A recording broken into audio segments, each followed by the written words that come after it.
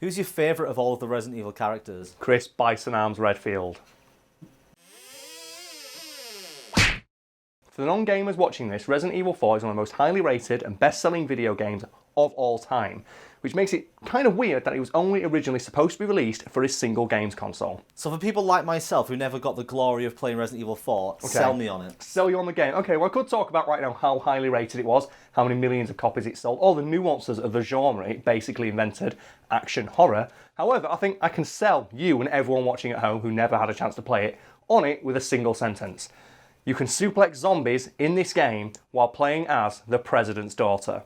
I think I'm going to need a bit of context. If people can't see Brad's face, he's currently watching a looping gif of just the clip you just saw of Ashley Graham just endlessly suplexing a Ganado to death. So I'll explain. In this game, it's basically one giant escort mission where you play as Ultimo Badass Leon Kennedy. And your mission is save the President's daughter.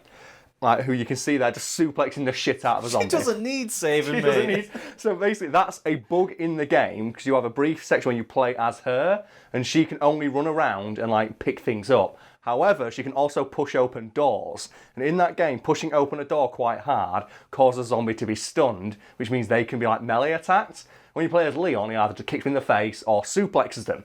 However, for some reason, like, there's a holdover where they just gave that to Ashley. And obviously it's programmed in that she can never do it because she has no weapons. But if in that specific scenario, you can. And they took it out in updates of the game. Because they said, oh, it makes no sense, it was a bug. It's like, no, that's the best thing. You should put that back in. That's what pisses me off. It's like the glitch in Skyrim, isn't it? Where the giants hit you. Oh, yeah. And you fly 1,000 feet into the air. And the company like the Bethesda, I cannot pronounce it. Bethesda said, oh, that's a bug, we're taking it out. And so many people complain, they put it back in. I wish that had happened with this, and they'd realise, man, people really love suplexing Ganados as Ashley Graham, and they put in and gave her super secret, like, melee moves. I wanted to see her in Mercenaries mode, man. That should have been awesome.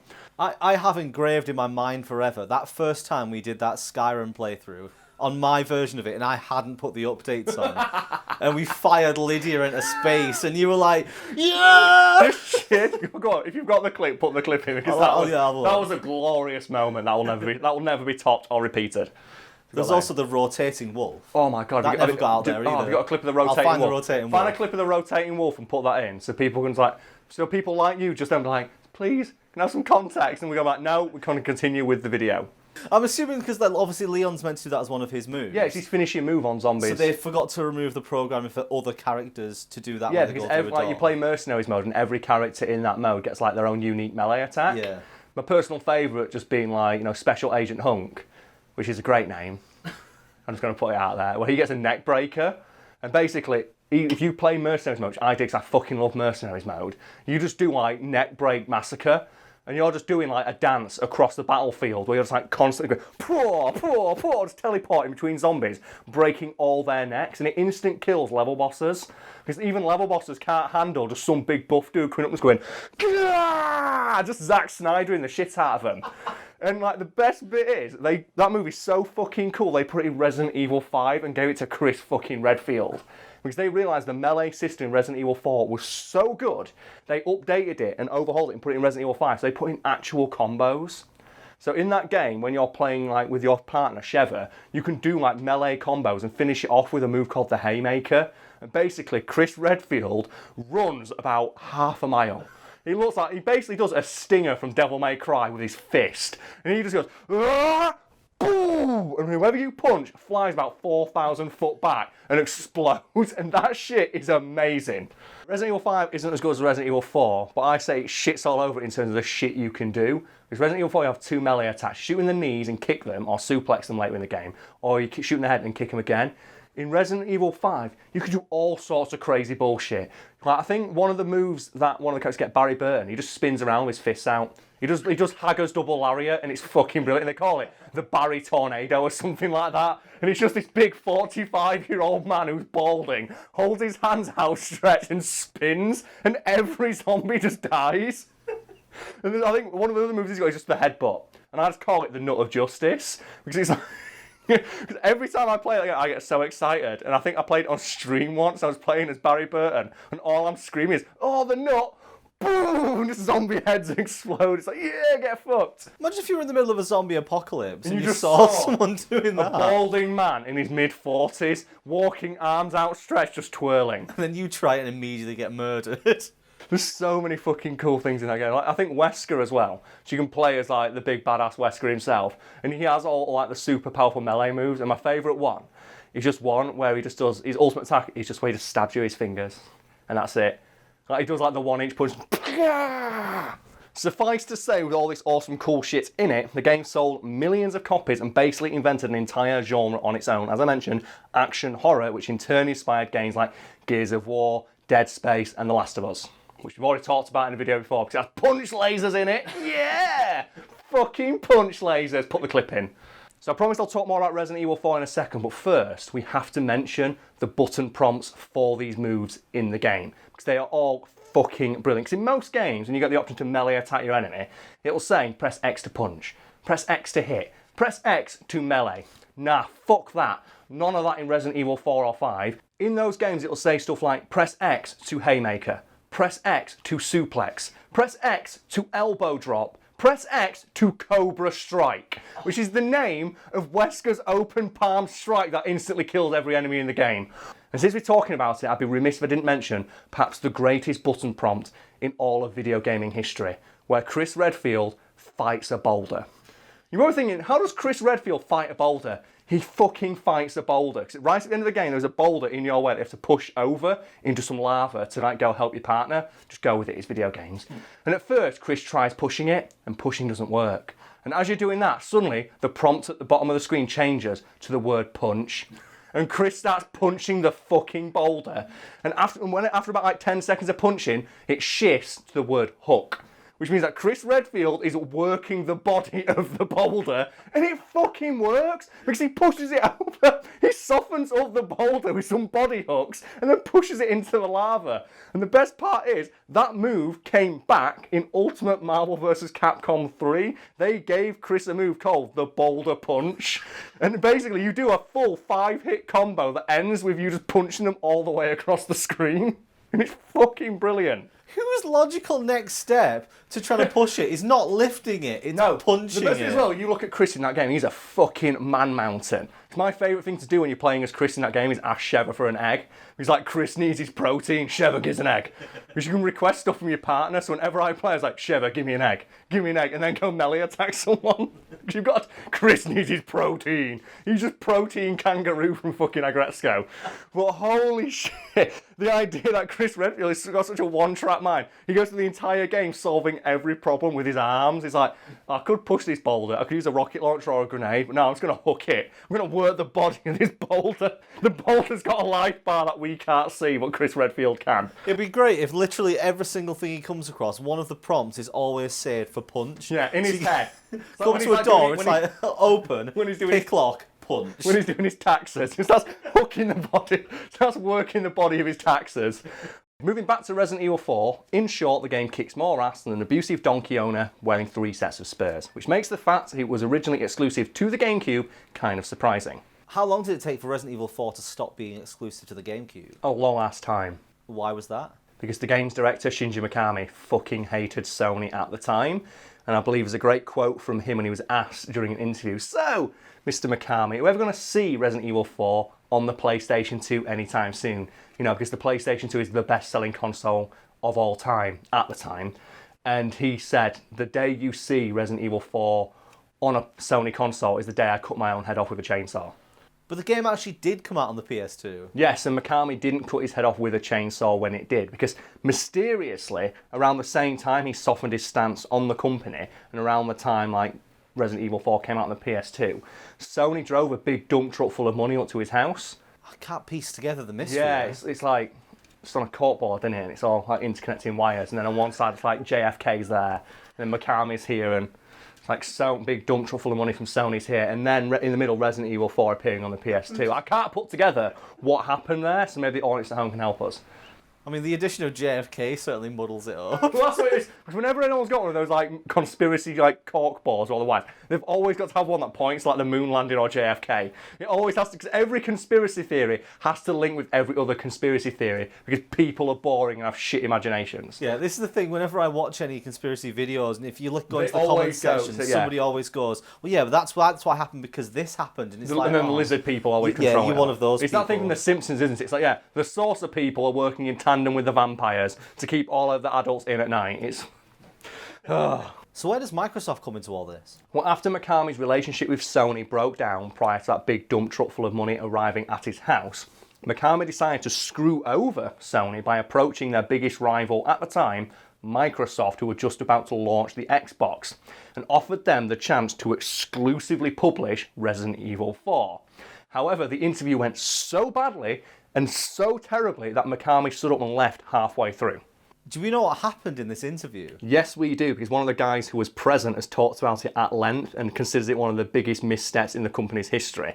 And according to him, like, Mikami arrived like a fucking rock star, with wearing a leather jacket and mirrored sunglasses, because how else are you going to fucking turn up? With like this huge entourage in tow, and only spoke through a translator. So he was sat there and he was like watching this translator talk to Mikami. And he found out after the fact that Mikami had asked this translator, okay, so PlayStation have got like the best-selling console of all time, and you haven't. What can you offer us as a company if we give you Resident Evil 4? And the translator just stood there slack-jawed and went, And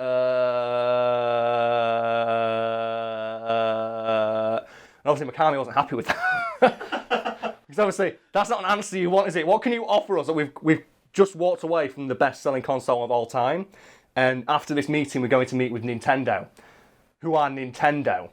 What can you offer us, Microsoft? And their answer is like, they couldn't even muster like a limp double finger point of just, hey, they couldn't even muster that. Apparently the translator just stood there slack-jawed and didn't have an answer. So is this what actually sunk the interview? You'd think it would be, because that's a really bad question to flub on during a business meeting, isn't it? What can your company bring to the table? And your answer is just dead silence for about 5 straight seconds. Like, imagine if that was like on a first date, and the girl's there and goes, oh, so what do you see yourself bringing to this relationship? You just sit there going...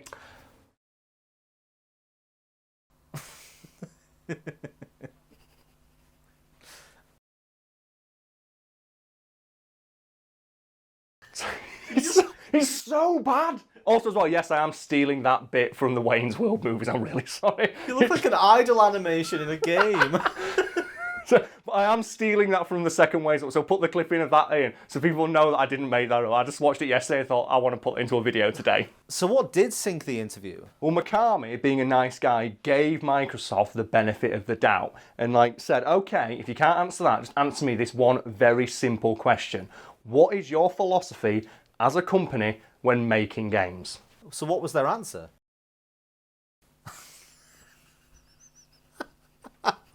Yes, they flubbed that question too and didn't have an answer for it. Holy shit, that is a bad meeting. I want to be a fly on the wall during that meeting because that sounds awkward as shit. That is like levels of cringe I didn't know existed.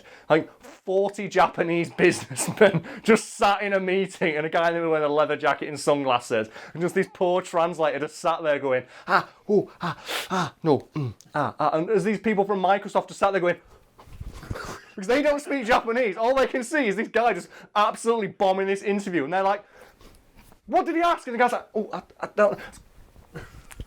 It's like Mr. Bean levels of just ineptitude on display. And Mikami got so pissed off and they couldn't answer this simple question that he just stood up and left the interview and got on a train and went straight to Nintendo headquarters and talked to them. So what happened after the interview? Well, as you can imagine, representatives from Microsoft got fucking pissed with the translator and asked him like, dude, what the hell? And he explained to them, oh yeah, he asked me what your philosophy as a company was when making games, because Sony's about entertainment and Nintendo's about fun. And I didn't know what the answer was. And that was it. And obviously the Microsoft said, we've been talking about this all day, and if anyone was curious, their philosophy at the time was, we want to make video games that can be considered art. So that's like, the generic response that you can give. But, it's a better response than nothing at all. And the translator's like, oh, sorry, I didn't know. No one told me. I wish someone had. And I think the Microsoft guys, we've been talking about it all day. You work for us. How do you not know what our philosophy as a company is? You work for us. And I think the translator told him, well, I think he said he's going to Nintendo after this. So if you get on a train and hop to where he is now, you might be able to catch him and explain what went wrong. And the Microsoft executive jumped on a train and went. And by the time he got there, Mikami had already promised Resident Evil 4 to the GameCube as an exclusive because he was so pissed off with both Sony and Microsoft. So they lost out on one of the biggest video games of all time. How inept are you as a translator that you can't just turn to the Microsoft people and go, oh, we just asked this, can I get an answer, Yeah, please? what's your philosophy? No, he just sat there like a fucking lemon going, oh, oh. It's like, what are you doing?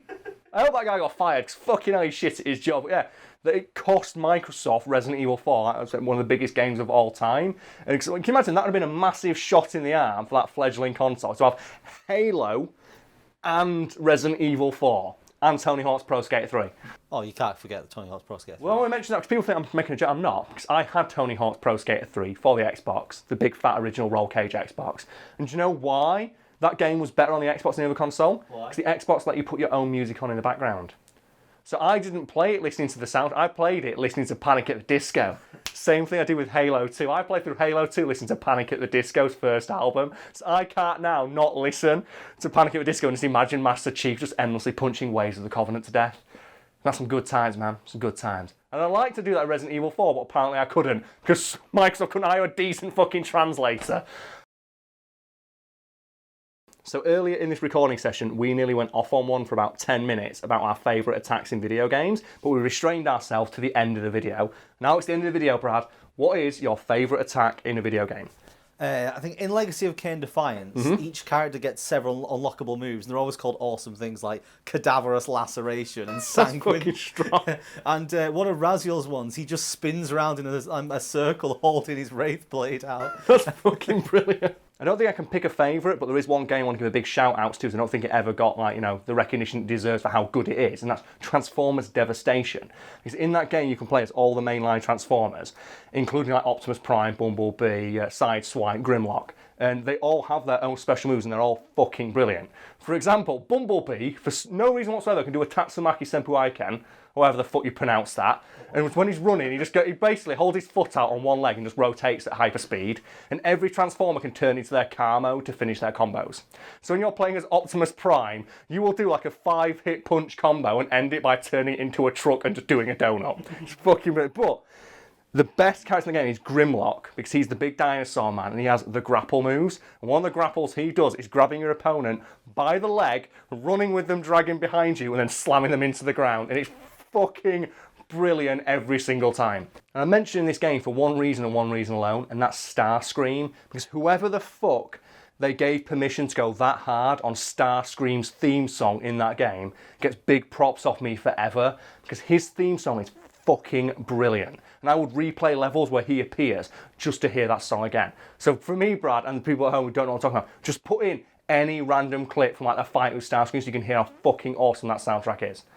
I want to bring up, it's not a proper attack, proper combo, but the basic melee move of Snake in Metal Gear Solid, the oh yeah, no, that little kick at the end, because the funniest moment is when you miss it. Oh yeah, and you just does the same thing, but like 2 feet away from the person who's attacking. The best bit is where you learn how to just do the jab over and over and over again, so you can stun lock enemies. It's like This is the boss's dream coming reality right now. This is the ultimate form of CQC, just stun locking a guy with endless jabs to the temple. And then at the end of it, you go to first person and just jab him in the testicles. This is what the boss wanted. Just in the MGS2 tanker, where you walk up behind someone, freeze, and then walk around the front. Just punch him in the knackers. And then punch him in the knackers, and then when they get up, freeze, and then just carry on doing it. Greatest soldier ever lived. Bang! Right in the nuts. Point with the nads, so he drops his dog tag. Freeze! Oh man, it's so fucking cool. Why don't they put that in Smash Bros, man? Why doesn't Snake have the ability to go into... everyone has their ultimate smash. Why does Snake not have the ability to go into first person and punch every character in the testicles? Fuck you, Mario. As if the game designer put in a mechanic where people die from a shot to the dick. The thing is, though, I don't think they die. I just think they unilaterally decide to stop living.